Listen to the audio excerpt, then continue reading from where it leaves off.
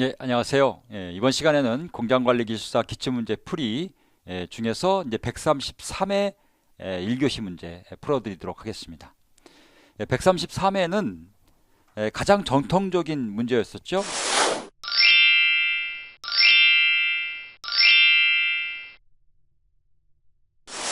테일러의 과학적 관리법, 포드의 포드 시스템, 또는 뭐 이동조리법, 또는 대량 생산 체계, 뭐 이렇게 이제 설명할 수 있습니다.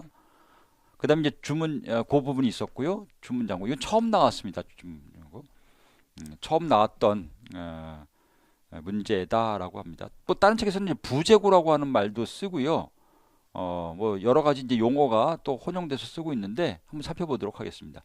재고 관리 지표, 설비 용량, 생산 능력, 생산 능력이라고 하는 말을 좀 더 많이 쓰는데 갑자기 이제 설비 용량이라고 하는 얘기가 나와가지고 조금 당황한 그런 분들도 좀 있을 거라고 생각을 합니다. 그 다음에 이제 총괄 생산 계획의 비용 부분, 그다음에 GT, 그다음에 품질 경영 7원칙, 이거는 ISO 9001에 나와 있는 내용이 되겠고요. 그다음에 닭꼬치의 손실, 품질 손실 함수, 그 다음에 창고 관리에서 기본 업무, 그 다음에 이제 이 회계 쪽에서 얘기하는 게 이제 감가상각이라고 하는 부분인데요. 우리 그 공장을 운영하는 어떤 그 경영자 입장 또는 관리자 입장에서 봤을 때는 이 부분도 좀 감안을 해야 되겠죠. 좀 알고는 계실 필요성이 있습니다. 그 다음에 FMEA의 PFMEA가 나왔고요. 그 다음에 종합원가 계산 부분도 나왔습니다. 이것도 이제 두 개 다가 이제 회계 쪽 부분이 나왔어요. 그 다음에 이제 BOM에 이제 그 설계 BOM이 있고 이제 제조 BOM이 있는데 그 부분을 설명하는 내용이 있습니다. 자, 이렇게 봤을 경우에 조금 잘 나오지 않는 부분들, 그러니까 우리가 다루긴 하는데 잘 나오지 않았던 부분들, 좀 다 새롭게 나왔던 문제들 보면은 제가 봤을 때는 BOM, 그 다음에 여기 PFMEA, FMEA는 제가 봤을 때는 또 나올 것 같은 느낌이 듭니다. 그 다음에 감가상각에 대한 부분도 좀 개념을 좀 알고 계실 필요가 있고요. 창고 관리 업무, 이 부분도 또 나올 것 같습니다. 뭐 생산 능력은 뭐 워낙 자주 나왔으니까 그렇다고 치고요. 아마 이런 정도는 여러분들이 좀 눈여겨 보실 필요가 있습니다. 품질 경영 7원칙도 지금 당장은 안 나오겠지만은 계속적으로 나올 가능성은 높은 그런 영역이다. 이렇게 보시면 되겠습니다. 자, 1번 문제부터 보도록 하겠습니다. 헨리포드의 생산 표준화 및 포드 시스템의 결점, 대안이 뭐냐라고 하는 거죠. 먼저 이제 그 포디즘이라고 하는 이 포드 시스템의 가장 큰 결점은 뭐냐면은 뭐 여기는 나오겠지만은 인간을 이제 기계에 예속시켰다. 그래서 나왔던 그 후속으로 나왔던 것이 인간관계론. 인간은 돈만 가지고 일하는 게 아니다.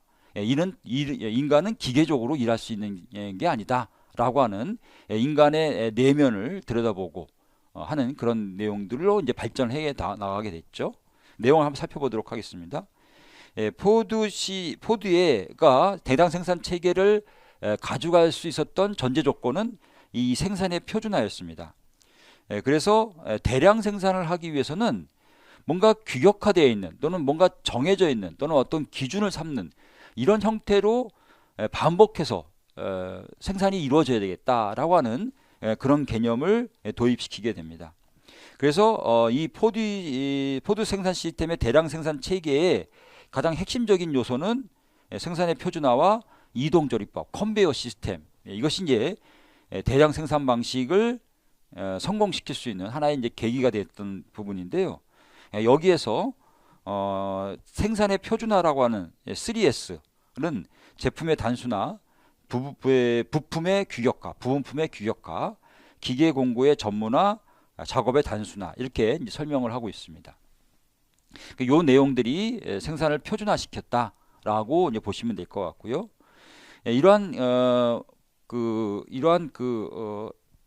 기반하에서 대량 생산이 이루어졌는데 그 대량 생산이 이루어지는 어떤 순기능을 보게 되면은 제조 원가를 낮추게 되고 제조 원가가 낮아지니까 거기에 따르는 가격을 좀 저렴하게 시중에 내보낼 수 있고, 그리고 양이 많아지니까 사고 싶은 그런 수요를 충족시켜 줄 수가 있었고, 그러다 보니까 생활은 좀 융통되고 사회의 경제는 잘 순기능으로 잘 돌아가게 되고, 뭐 이런 부분들이 효과로 또는 하나의 이제 기여한 바가 크다라고 얘기를 할 수 있습니다.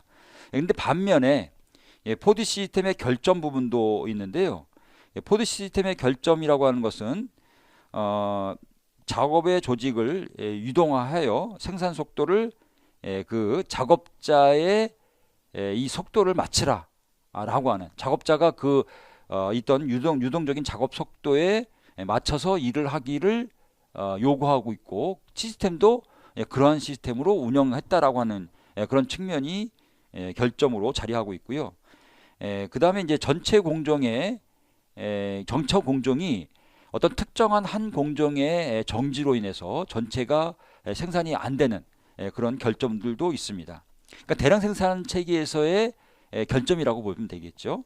그다음에 설비 투자가 상당히 크게 이루어지게 되고, 이것이 다 고정비로 이루어지기 때문에 어느 정도의 조업도를 충족시키지 못한다면, 그러니까 생산을 어느 정도 수준 이상으로 하지 않는다고 하게 되면은 제조 원가에 미치는 영향이 상당히 클 수밖에 없다.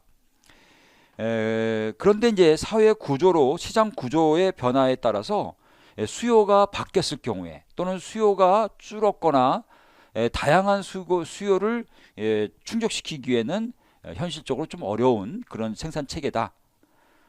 그리고 제품과 설비의 제품에 대한 생산 설비에 대한 변경이 또는 어떤 그 개량이 곤란한 부분도 있다. 이런 것들이 결점 사항이 되는데요. 사실 이 1번을 제외한 나머지 결점 사항은 대량 생산 체계의 역근이라고 볼 수 있습니다. 근데 그런 것들은 이제 그 이후에 이 대량 생산 체계를 수요에 맞춰서 조정해 나가는 조정 생산 계획, 그러니까 유연한 생산 계획으로 변화가 되는데요. 그 변화의 가장 대표적인 게 도요타 생산 방식이 되는 거고요. 첫 번째는 그 포드 시스템에서 이거를 해결을 못했습니다. 못했다라고 표현하기는 좀 그렇고 시대적으로 안 맞았죠. 그래서 그 이후에 인간관계론의 그 태동을 유발하게 되었고, 작업 현장에서의 작업자에 대한 어떤 그 의식, 인식의 변화, 뭐 이런 또는 연구, 이런 것들이 이제 활발하게 이루어져서 조직 행동론과 인적 자원 관리의 중요성이 강조되기 시작합니다. 그렇게 이제 이해하시면 될 것 같고요.